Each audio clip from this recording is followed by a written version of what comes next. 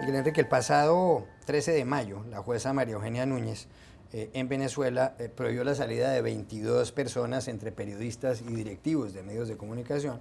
Una de esas personas es usted, por el hecho de que algunos periódicos y algunos medios de comunicación reprodujeron a partes de un artículo publicado en el diario ABC de Madrid, en donde se da cuenta de vínculos o posibles vínculos de Diosdado Cabello, el presidente de la Asamblea Nacional Venezolana, el presidente del Parlamento venezolano, con el narcotráfico.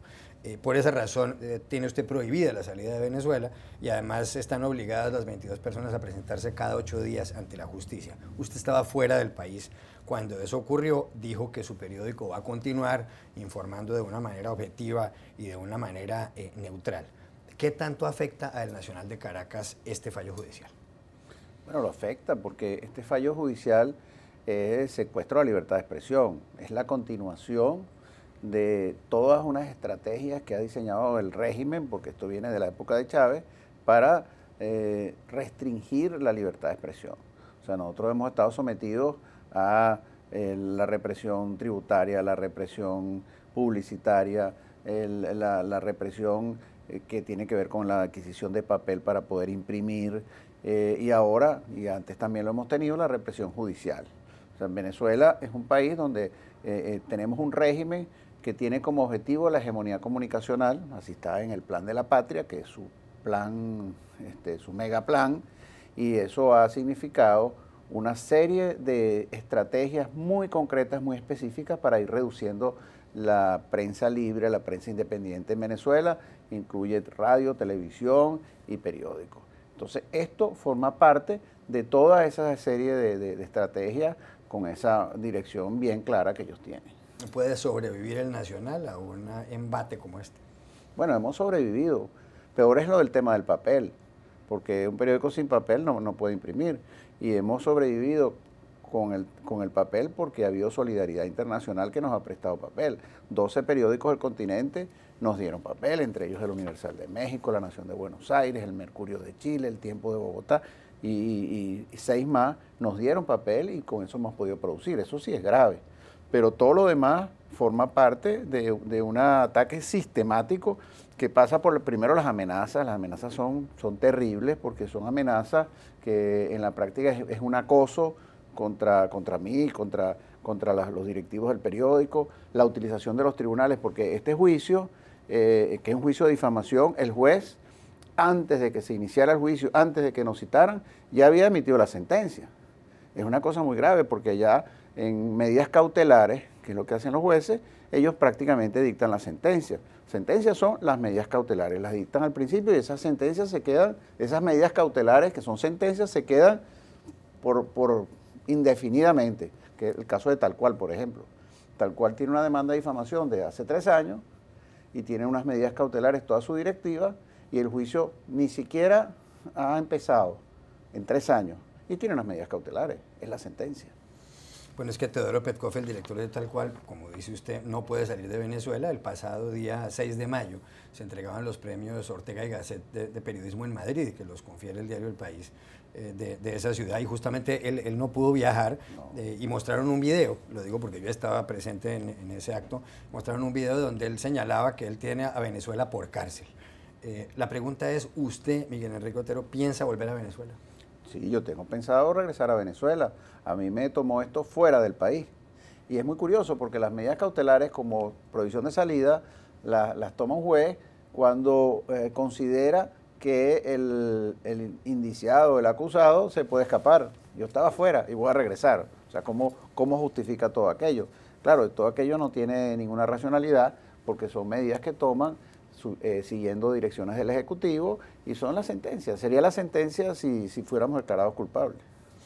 El martes de esta semana, el periódico The Wall Street Journal aquí en los Estados Unidos publicó un artículo de portada en donde señala que la justicia estadounidense tiene investigaciones muy serias, según las cuales Diosdado Cabello, el presidente de la Asamblea Nacional, y otras personas de su entorno, incluido Hugo Carvajal, incluido también el propio hermano de Diosdado Cabello, pueden haber estado vinculados con el narcotráfico y con el lavado de dinero. un artículo, ya digo yo, de portada con una página completa interior, firmado por José de Córdoba y Juan Forero, dos periodistas reputados del diario The Wall Street Journal. ¿Usted cree esas acusaciones? Bueno, es que nunca han sido acusaciones.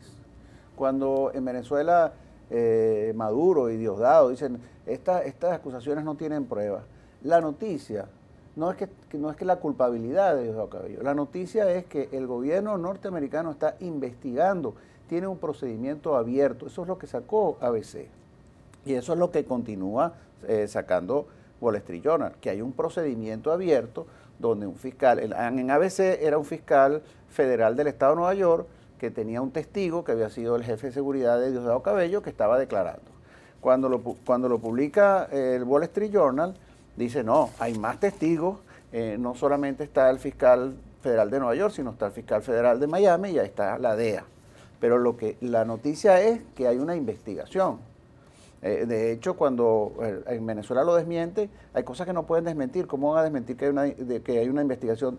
Y el Departamento de Estado, en la manera como ellos lo dicen, dice, nosotros no podemos dar declaraciones sobre un proceso judicial. O sea, está reconociendo que hay un proceso judicial, pero nadie ha dicho que es culpable. Eso no existe dentro de esto. La gente lo que está es reportando una noticia. Que hay una investigación. Que hay una investigación. La presidenta del Tribunal Supremo de Justicia de Venezuela, Gladys Gutiérrez, después de estas informaciones del diario The Wall Street Journal, publicó un comunicado y en algún momento dice lo siguiente, dice que estas informaciones reproducidas por medios de comunicación venezolanos se orientan al legítimo descrédito de la institucionalidad venezolana necesario para consumar hechos de violencia colectiva que ya hemos padecido en el pasado reciente. Cuando se refiere ella a esto de que los medios de comunicación están avanzando hacia desacreditar la institucionalidad venezolana, ¿puede estar abriendo la puerta para alguna acusación aún más grave contra periodistas venezolanos que hayan recogido estas informaciones del Wall Street Journal? Sí, por supuesto. Primero ella está adelantando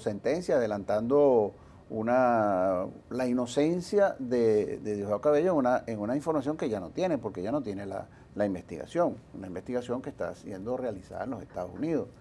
Y cuando ella habla sobre que esto puede ser un descrédito a la patria, están identificando a la patria con Diosdado Cabello y eso puede llevar a un tipo de demanda distinta que ya no tiene las sentencias que están en demandas de difamación, sino sentencias de traición a la patria. Eso tiene 1000 años de prisión, no 1000 años, pero tiene el máximo de prisión.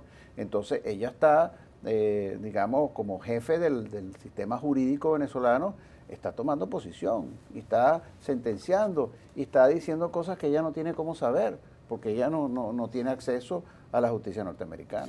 ¿Usted teme que lo metan a la cárcel? Bueno, yo con la demanda de difamación no me pueden meter a la cárcel. Eso no está planteado dentro de este esquema. Pero si la Fiscalía abre otro tipo de demanda dentro de este nuevo discurso donde todo el gobierno dice que Diosdado Cabello es inocente y que esto es un ataque a la patria, a la institucionalidad, y abren otro tipo de acusación, ya la cosa es distinta. Y de hecho en Venezuela la utilización del sistema judicial es la utilización discrecional por parte del Ejecutivo para ellos criminalizar a la disidencia. Casi la totalidad de los presos políticos, 89 según leí hoy, y las 2.000 personas que están en proceso de presentación en los tribunales por haber ido a protestas y los tuiteros que están presos, ellos lo que tienen son medidas cautelares, porque ahí no hay sentencia en ninguno de los casos, o en casi ninguno de los casos. Las medidas cautelares son la sentencia y las acusaciones que hace la Fiscalía las hace por dirección del Ejecutivo. Pero le repito la pregunta, ¿teme ir a la cárcel? ¿Teme que le inicien un proceso con alguna de estas causas para tratar de apresarlo? Es una posibilidad. Otra pregunta, dos preguntas finales. Una, ¿por qué la presidenta de un tribunal de justicia, una juez, se pronuncia en defensa de alguien que supuestamente está investigado en otro país como Diosdado Cabello? ¿Hay división tridivisión del poder público? No hay división de poderes. Eso lo que está demostrando es que el sistema judicial venezolano depende del Ejecutivo y siguen las órdenes del Ejecutivo. Seguramente Diosdado Cabello lo llamó por teléfono y dice, tú tienes que pronunciarte, y se pronunció. Y no tiene ningún tipo de independencia. Y esa es la realidad venezolana. Una última pregunta. Este miércoles ha estado Bernie Aronson, el enviado especial del gobierno de Estados Unidos al proceso de paz en Colombia. Hay negociaciones hace más de 2 años y medio en La Habana entre el gobierno del presidente colombiano Juan Manuel Santos y las FARC. Aronson se ha reunido en Caracas con Nicolás Maduro, el presidente de Venezuela. ¿Usted cree que esa conversación versó únicamente sobre el asunto que tiene que ver con el proceso de paz colombiano, o usted cree que puede haber algún tipo de acercamiento entre Washington y Caracas?